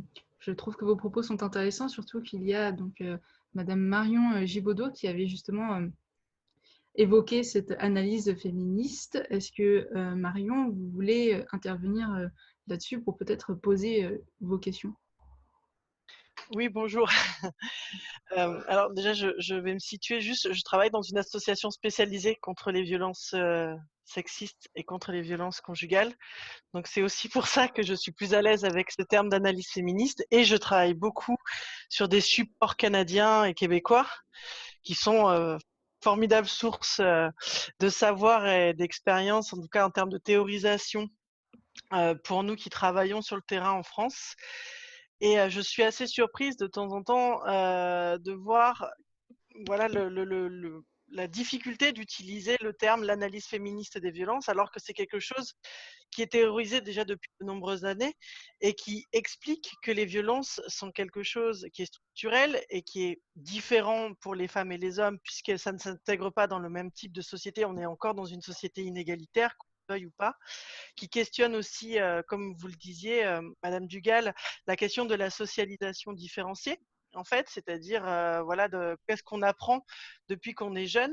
Nous, on fait beaucoup de prévention au niveau de l'association, et c'est vraiment moi une question que je pose aujourd'hui. Quid, je l'ai posé un petit peu plus avant dans le chat, c'est quid de ce qui va advenir de la prévention. Voilà, en convention, nous, en convention, pas du tout, en confinement, toutes nos actions de prévention ont été mises de côté. Est-ce que le discours qu'on nous tient à l'éducation nationale, et ce que je peux comprendre, attention, c'est que ce n'est pas une priorité. Il faut d'abord reprendre le français, les maths, tout ça, avant de travailler sur cette question des préventions. Moi, je ne suis entièrement pas d'accord, puisqu'on voit des actes sexistes pendant le confinement dans la rue, d'hommes sur des femmes qui les sifflent alors qu'il y a 3 personnes dans la rue. C'est quand même assez dommageable. Et mon autre question, c'était de dire, au niveau, donc je m'adresse plutôt à Madame Louis, voilà, quand est-ce que le gouvernement va se saisir de cette théorisation des associations? Alors, j'ai entendu votre discours, je ne suis pas tout à fait d'accord, mais c'est normal, je suis voilà, du monde associatif. Notamment, je fais partie enfin, notre association fait partie de l'association de Solidarité Femmes qui porte le 3919. Et certaines communications du gouvernement nous ont mis mal au tout début du confinement, parce qu'il y avait des fois très peu de concertation, c'était très vite, et voilà, des choses qu'il fallait mettre en place. Et c'est ce que j'ai expliqué dans le chat tout à l'heure, c'est que du coup, notamment pour les pharmaciens et pharmaciennes, c'est nous qui avons créé, enfin on a créé un support vidéo et écrit pour aider en fait les professionnels. Voilà, moi je travaille avec des pharmacies au niveau, donc on est en Auvergne-Rhône-Alpes, qui n'ont jamais eu en fait d'autres informations que la nôtre par le gouvernement. Donc je trouve ça un peu dommageable. Il faut vraiment qu'on travaille mieux. Madame Dugal a fait référence plusieurs fois au mot réseau. Et voilà, je pense que c'est très important. Comment améliorer encore ce réseau? Surtout, voilà, Monsieur Justy parlait de belles choses, mais c'est très parisien. Voilà, moi je travaille dans des territoires où, enfin, je pense à l'Auvergne, où à part le planning familial, le CIDF, il n'y a même pas d'association véritablement spécialisée violence conjugale. On est sur des choses quand même où il y a des gros manques. Voilà. Excusez-moi, c'était un petit peu long. Voilà, je raccroche. Merci. Alors, Madame Louis, est-ce que vous voulez Oui, bien sûr. Je vais répondre d'abord sur le premier sujet que vous avez abordé, qui est celui de la prévention. Et vous avez totalement raison. Je travaille en ce moment, moi, sur l'évaluation de la loi Chiappa, et notamment sur la lutte contre les violences sexuelles et sexistes. Et j'ai d'ailleurs choisi d'élargir ma mission et de vraiment pointer le sujet de la prévention, parce qu'au travers de toutes les auditions quasiment que j'ai pu mener, évidemment, le sujet revient et c'est bien normal. Et évidemment, en cette période, moi, je pense notamment aux grandes vacances qui vont arriver. Moi, je pense que les grandes vacances, on parle de vacances apprenantes pour les enfants, où on va mettre en place certainement de nombreuses activités pour les enfants, je pense, qui ne partiront pas en vacances, mais pas que les enfants, et je pense qu'on peut penser également aux parents, c'est de mettre en place des activités de sensibilisation et de prévention en s'adaptant. Et je pense qu'en matière de prévention, on a énormément de progrès à faire. En tout cas, moi, dans le rapport que je rendrai en septembre, il y aura des propositions sur le sujet de la prévention, parce qu'on peut parler de répression, on peut continuer à accompagner les victimes, il faut le faire, et pour les auteurs aussi, mais il est évidemment, quand on parle de lutte contre les violences, il faut marcher sur deux jambes. Il y a la répression, l'accompagnement, mais il y a évidemment la prévention, parce que c'est encore mieux si on n'a pas de victimes. Donc là, je partage évidemment totalement votre point de vue, et d'ailleurs, si vous avez des propositions ou quoi que ce soit, moi, je suis à votre disposition pour en discuter par la suite, évidemment. Sur le sujet, je reviendrai là, je reviens sur le sujet du féminicide. Moi, je comprends tout à fait ce que vous dites et vous avez raison. Parce que le sexisme, pour combattre les violences, il faut combattre le sexisme, il faut combattre les stéréotypes qu'on rencontre parfois par des gens qui sont très bien attentionnés, et on voit qu'il y a beaucoup de choses à déconstruire. Et ça, c'est un travail de sensibilisation, c'est même un travail d'éducation, allons plus loin. Il faut évidemment pouvoir que ça devienne vraiment une culture de l'égalité sur laquelle on travaille. On a fait des progrès, évidemment, et je pense évidemment, et c'est ce que vous dites, qu'il y a encore des progrès à faire. Maintenant, sur l'angle pénal, non, vraiment, mais je le rappelle encore, c'est certainement la juriste qui vous parle plus que la députée, c'est qu'il faut être extrêmement prudent dès lors qu'on touche au code pénal, et que malheureusement, parfois, toucher un texte peut avoir des répercussions qui peuvent même aller à l'encontre de l'intérêt des victimes. Donc je pense qu'il faut être extrêmement prudent, et que le code pénal, et je le dis vraiment en toute humilité, je pense que la loi peut beaucoup, mais ne peut pas tout. Et je vous le dis, je sais quand je dis ça, ça ne me rend pas forcément très populaire, mais je le crois véritablement. Et je crois que parfois, il faut savoir bien faire appliquer la loi, il faut savoir également bien mobiliser la société, appeler aussi bien la responsabilité de chacun, et justement pour avancer sur ces sujets-là. Et pour terminer, vous parlez évidemment du travail de nombreuses associations sur le terrain, du travail de communication. Moi, encore une fois, je crois vraiment aux initiatives qui viennent du terrain, et si certaines associations ont pu justement porter certains sujets au niveau local, eh bien c'est bien, et je pense qu'il ne faut surtout pas brider ça, et que c'est, je dirais même, notre force.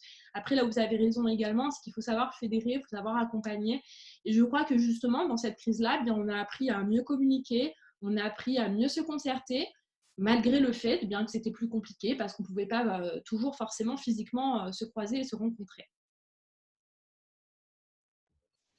Merci Madame la députée.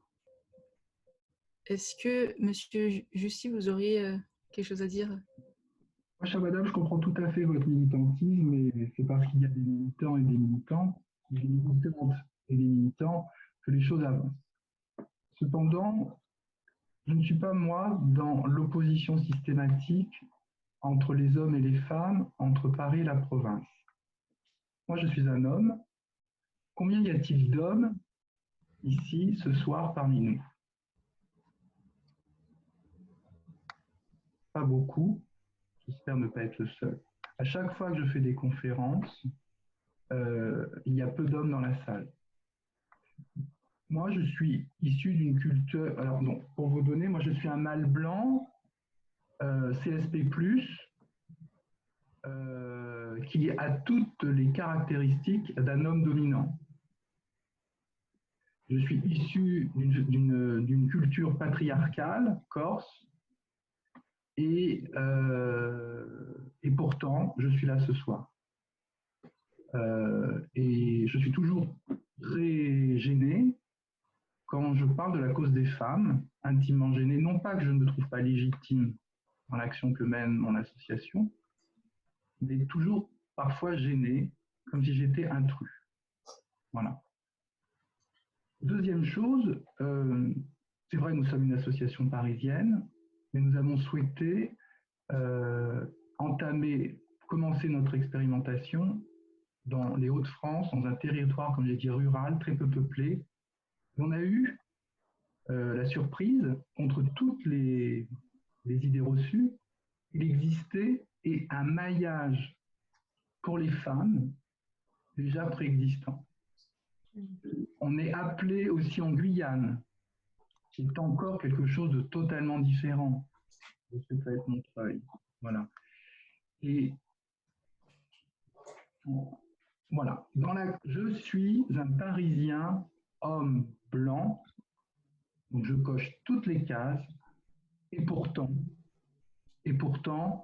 je suis aussi quelque chose de différent, avec une culture très paysanne, puisque moi, mes parents sont des montagnards corses, voilà, et que je n'étais pas très prédisposé à m'occuper ou à m'intéresser au sort des femmes. Donc, il faut aussi apprendre cette mixité, et j'ose dire une mixité inversée. Mais ça n'enlève rien à votre militantisme et au mien.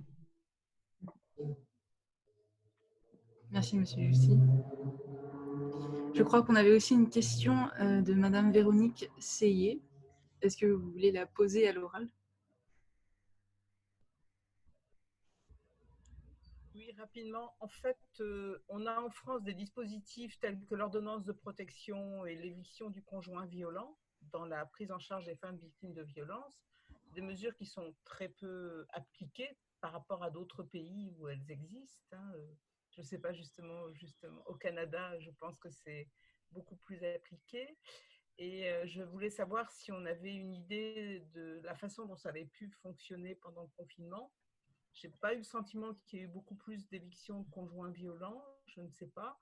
Est-ce qu'on pourrait avoir des chiffres par rapport à ça? Et puis, comment est-ce qu'on pourrait effectivement renforcer, appliquer des mesures qui existent et qui sont importantes pour les femmes? Parce que là, c'est vrai qu'on a couru après des hébergements d'urgence pendant cette période de confinement, alors qu'on aurait pu plus facilement peut-être aussi faire partir des conjoints violents.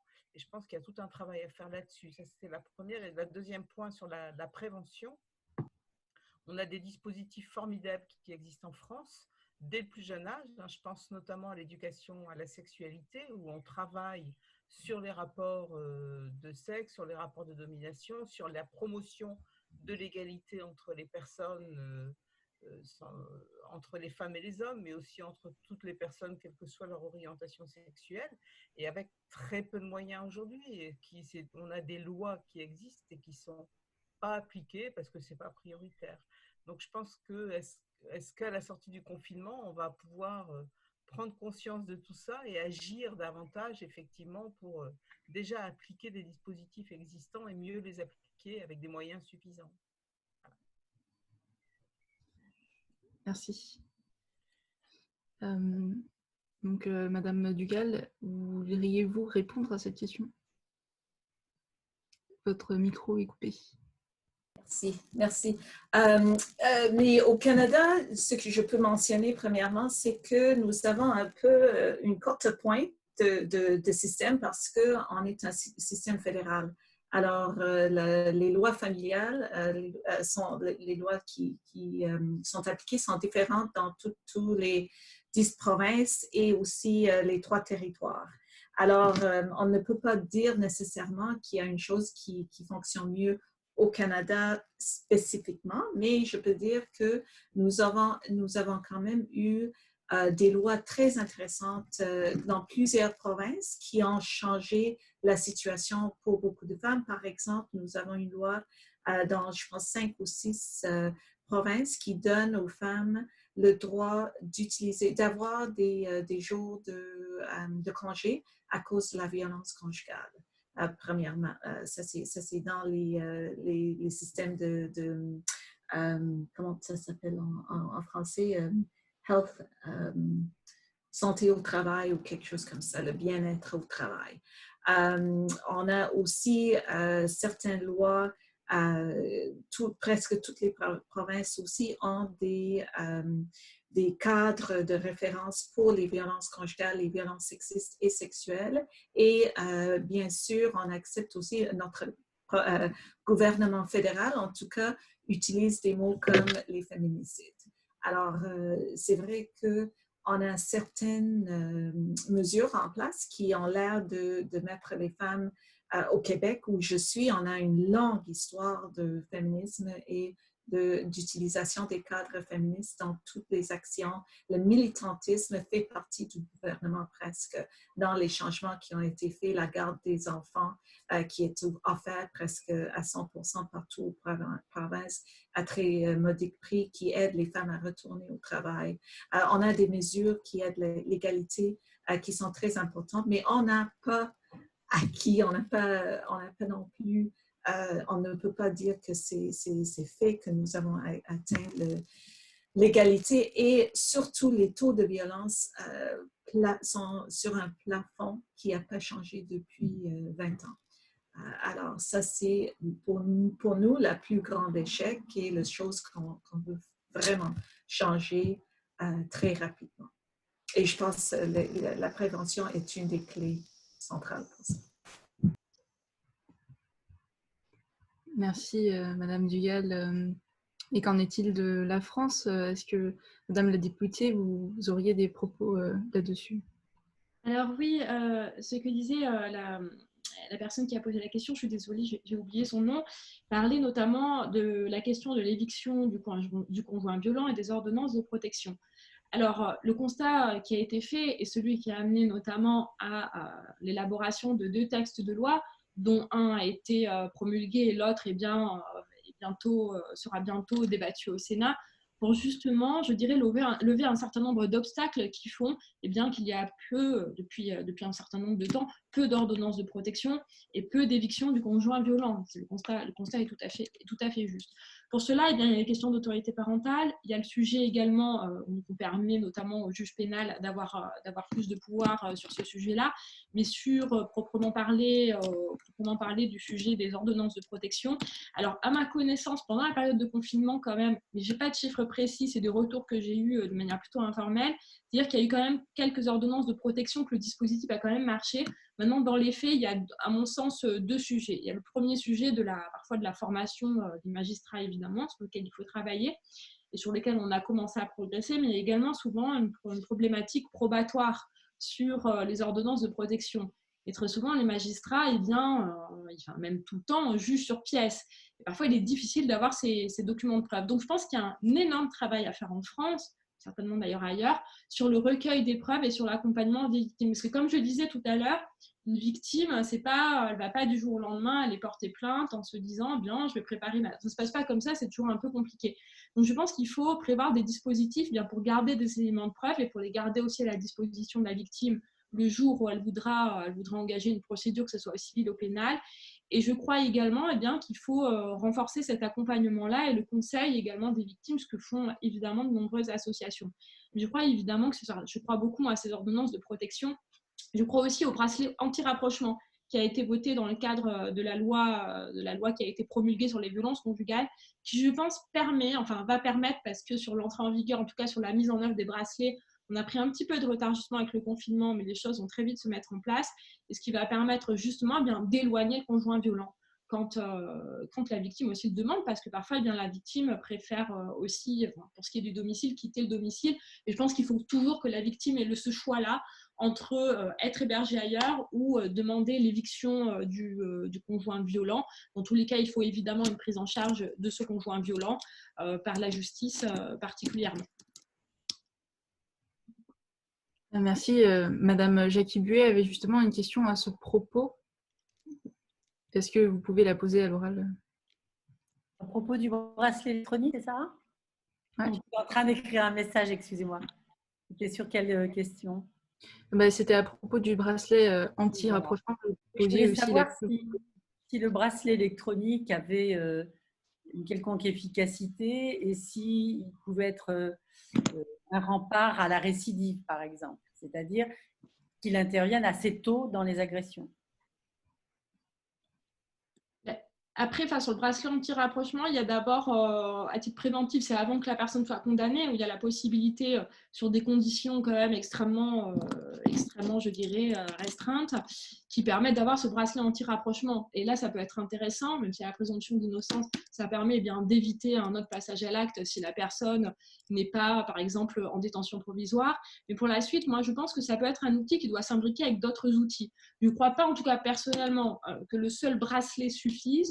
Je pense que l'accompagnement qu'il peut y avoir de l'auteur, après, il faut s'adapter à sa personnalité, est également indispensable, et que le bracelet, c'est fait pour une période déterminée et ça ne peut pas se faire à vitam aeternam, et qu'il faut que derrière, qu'il y ait un vrai travail qui soit fait. Et puis aussi, il faut responsabiliser aussi les auteurs, c'est-à-dire que se dire qu'en cas qu'ils prennent très bien la mesure de la gravité des faits. Et c'est là aussi où la justice joue son rôle. Mais à mon sens, mais c'est vraiment une conviction personnelle peut-être de ma pratique d'avocate sur ce sujet-là, c'est que le passage en audience est important, mais parfois il y a vraiment besoin d'un accompagnement beaucoup plus précis sur le plan parfois psychologique. Ce n'est pas toujours le cas, mais je pense que dans de nombreux cas, c'est utile et que le bracelet, ça doit être un outil parmi d'autres. Vraiment. Vous voulez dire qu'il y a des groupes de thérapie, par exemple, efficaces? Oui, il y en a, et puis il y a de plus en plus, en tout cas, de personnes spécialisées, parce qu'il faut aussi, c'est une problématique très particulière, les violences conjugales, et ça a été évoqué aussi, et je pense justement qu'on a, et on voit qu'on a de plus en plus de demandes de formation, que ce soit notamment chez les experts, moi je pense notamment aux experts psychiatres et psychologues. Vous parliez des féminicides, mais justement, ça permet aussi de bien comprendre ces mécanismes-là, comme il faut être spécialiste aussi sur les violences sexistes et sexuelles, qui sont des problématiques très particulières. Donc, il faut vraiment des gens formés. Et après, il faut s'adapter à chaque personne. Enfin, moi, de mon expérience, que j'ai pu constater, c'est des problématiques et parfois les mécanismes sont très communs. Par contre, il n'y a aucun dossier qui ressemble à un autre, aucun auteur qui ressemble à un autre, aucune victime qui ressemble à une autre, même s'il y a des mécanismes communs. Et ça, il faut pouvoir le prendre en compte, et c'est là le rôle aussi de la justice, de s'adapter, de dire, voilà, on a quelqu'un, par exemple, qui, en plus de cette problématique de violence, a une problématique d'addiction, il faut y répondre, même si les addictions ne sont pas la cause des violences, mais un catalyseur, toujours évidemment, des violences. Monsieur Jussy. Oui. Votre micro. Oui.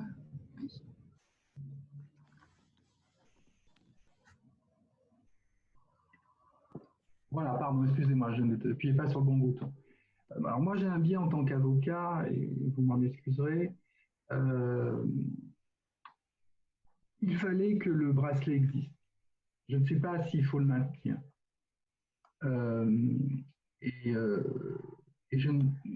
En tant qu'avocat, je suis là pour protéger les victimes, et je suis aussi là pour faire respecter les libertés individuelles. Il y a et je partage tout à fait la position, Madame la députée. Il faut savoir que, à force de mettre un bracelet à tout le monde, bientôt tout le monde aura un bracelet. Et je ne vais pas revenir sur le débat de la plateforme Covid ou Stop Covid. L'enfer est pavé de bonnes intentions. Il y a, à mon sens, plus important que le bracelet. Il y a l'éducation, la prévention. Il y a ce que certains appellent encore la délation, c'est-à-dire il faut encourager les gens qui sont témoins de passage à l'acte à le dire. Et ça, c'est une vraie résistance sociale. Nous avons sur la plateforme permettons de faire un signalement pour le compte d'eux. Il y a eu énormément de débats, notamment avec des représentants de l'État qui considéraient que c'était un appel au lynchage. Voilà, c'est une vraie difficulté en effet. Quand vous êtes voisin ou pas, que vous entendez un bruit, est-ce que vous devez, est-ce que vous pouvez, est-ce que vous avez les moyens de... Voilà. Et la grande difficulté aussi, et ça c'est le combat de toute notre vie à droit d'urgence, c'est l'accès au droit. Et c'est enfin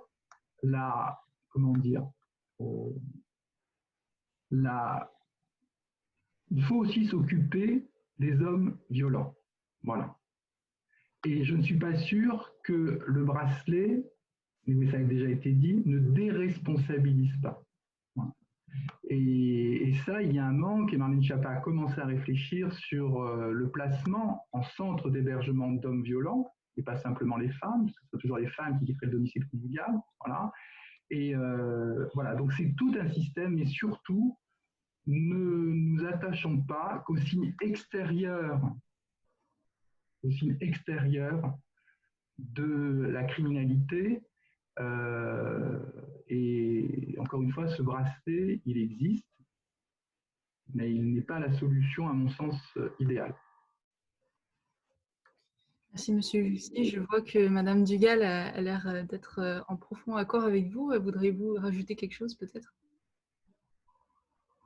Votre micro est coupé. Oui, merci. Oui, c'était juste pour aussi, je suis complètement d'accord qu'il faut que la société, que nous nous occupons aussi des hommes violents, parce que les hommes violents viennent de quelque part et comme je pense, c'est peut-être Madame la députée qui l'a mentionné, un homme violent peut effectivement toucher la vie de plusieurs femmes et plusieurs enfants.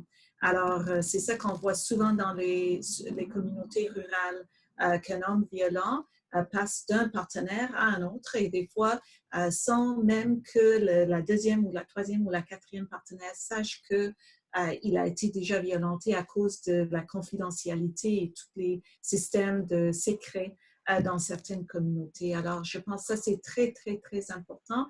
Et pour moi aussi, surtout parce que souvent, les hommes qui sont les plus vulnérables, honnêtement, je vais utiliser ce mot-là, ou plus atteints par les mesures de sécurité comme les bracelets anti-rapprochement ou les ordonnances, sont souvent les hommes racisés, les hommes marginalisés, les hommes qui n'ont pas les moyens de se protéger contre ces attaques contre leurs droits individuels. Et je dis ça comme une féministe parce que je suis aussi une féministe racisée. Et je veux qu'on comprenne très bien que nos systèmes sont faits pour améliorer ou pour protéger les droits de certains hommes et pas de tout le monde. Alors, c'est très important aussi de mentionner que ce que nous pouvons faire pour aider les hommes à ne pas être violent, c'est aussi important de ce qu'on peut faire pour aider les femmes à se protéger aussi contre cette violence. C'est un système. On ne peut pas nécessairement déconnecter une partie du système du reste de la société. Merci, Madame. Il y avait Madame Jennifer Blanco qui y avait une idée justement sur la présence des hommes. Je vous invite à prendre la parole. Oui, bonsoir. Tout d'abord, bon, je m'excuse pour la caméra, j'ai un petit souci d'ordinateur.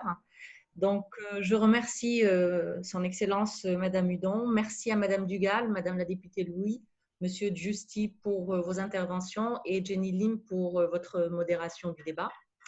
Effectivement, je pense, de par mon parcours, étant donné que j'ai été confrontée par moments à des hommes qui, eux, subissaient la violence de leurs femmes. Donc, on parle de couples hétérosexuels.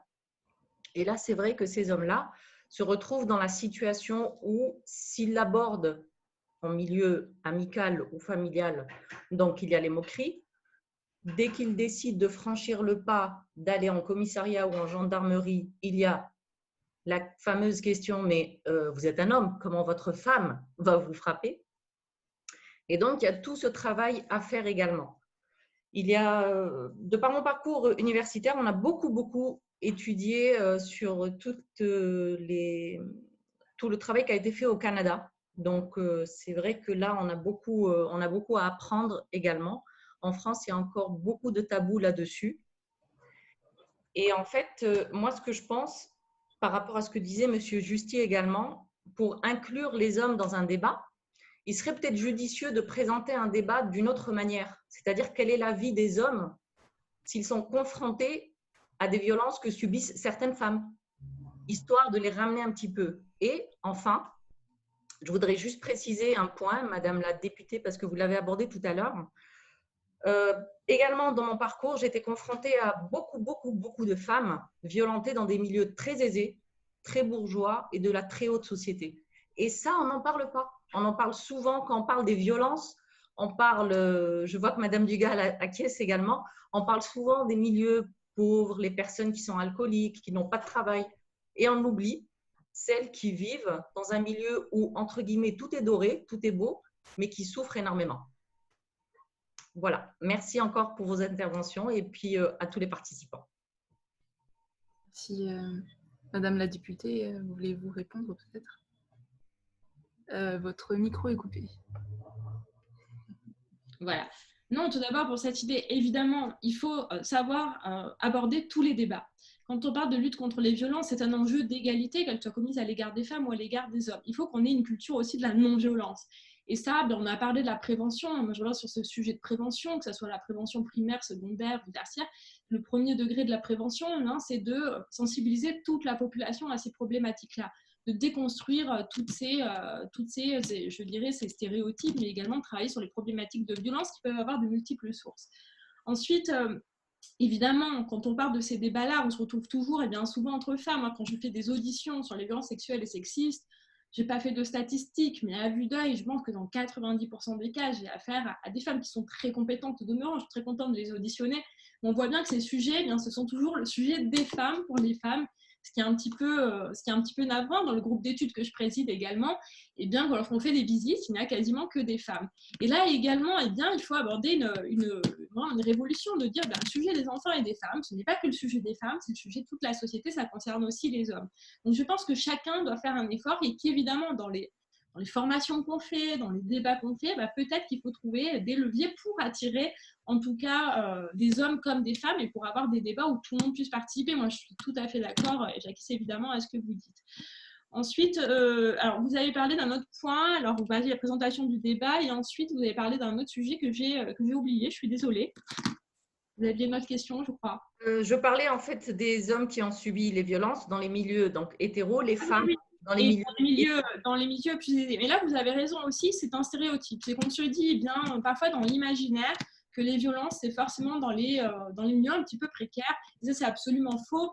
Moi, j'ai pu le voir, on le voit parce qu'il y a des statistiques, il y a des données aujourd'hui. Moi, j'ai vu dans ma vie d'avocate. C'est d'ailleurs beaucoup plus difficile parfois à briser un tabou dans des milieux qu'on dit aisés, parce que c'est parfois plus mal vu, parce que dans la société, on se dit que c'est l'apanage d'une certaine partie de la population.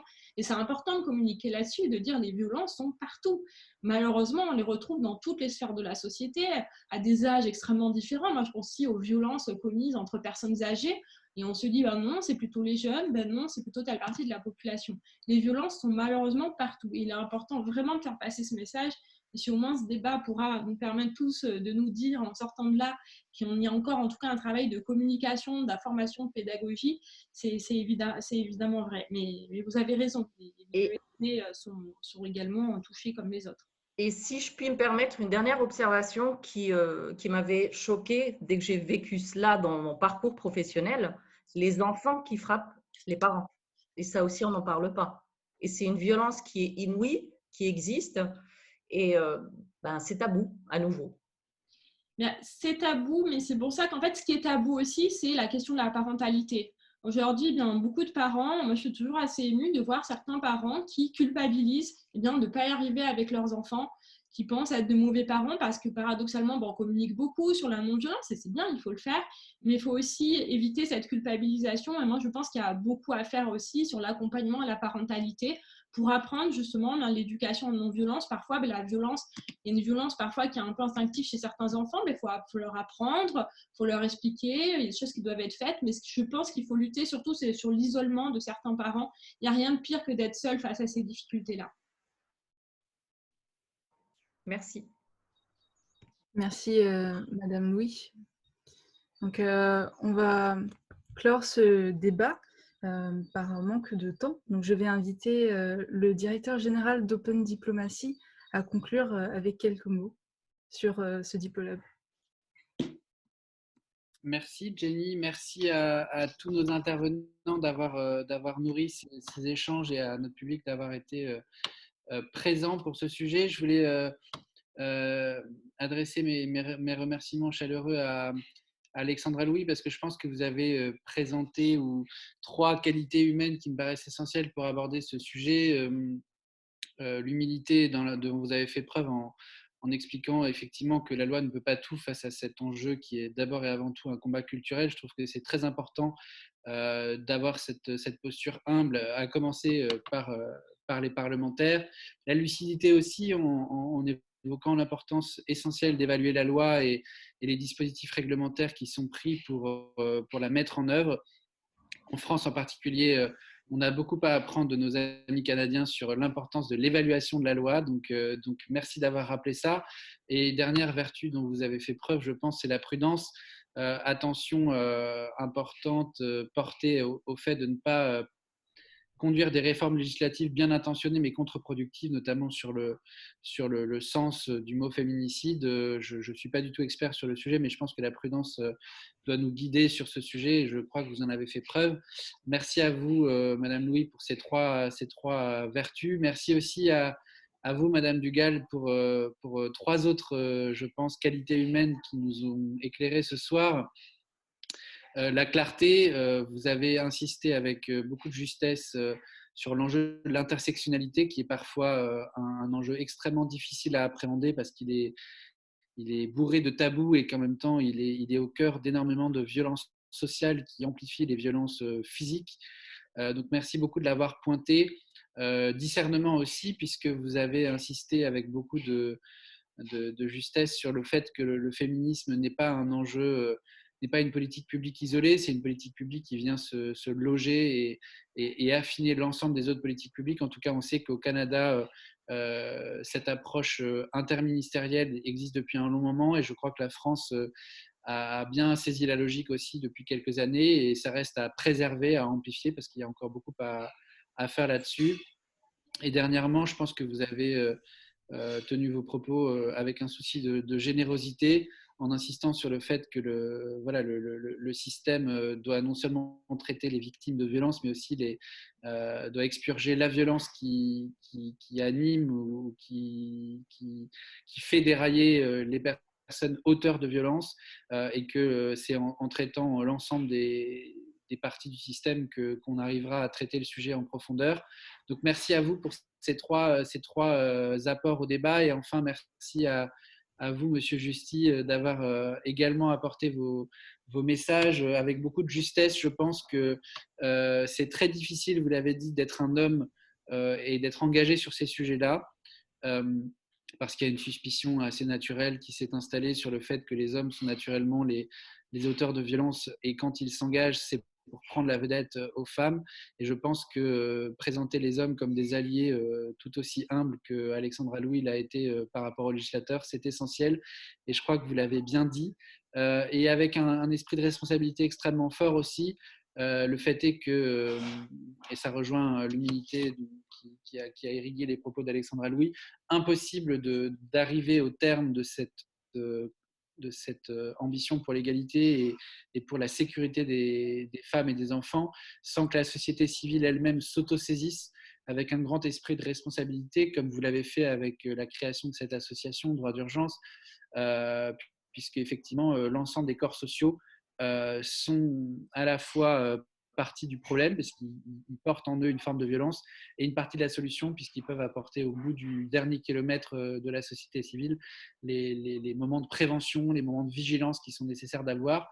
Je voulais pointer ces 8 qualités humaines qui m'ont paru essentielles pour nourrir les débats, parce que ce sont sur ces valeurs-là qu'on va essayer de s'appuyer tout au long de l'année qui vient, en amont du Forum Génération Égalité, qui est la grande conférence de l'ONU Femmes qui devait avoir lieu cet été au mois de juillet, puis qui est reportée à cause du coronavirus à l'été prochain, dont Open Diplomacy sera partie prenante, puisque nous sommes chargés par le ministre des Affaires étrangères et la secrétaire d'État en charge de l'égalité femmes-hommes de conduire à travers tout le territoire français une série de conférences consultatives permettant à chacun et chacune de s'engager aux côtés de l'État en matière de diplomatie féministe.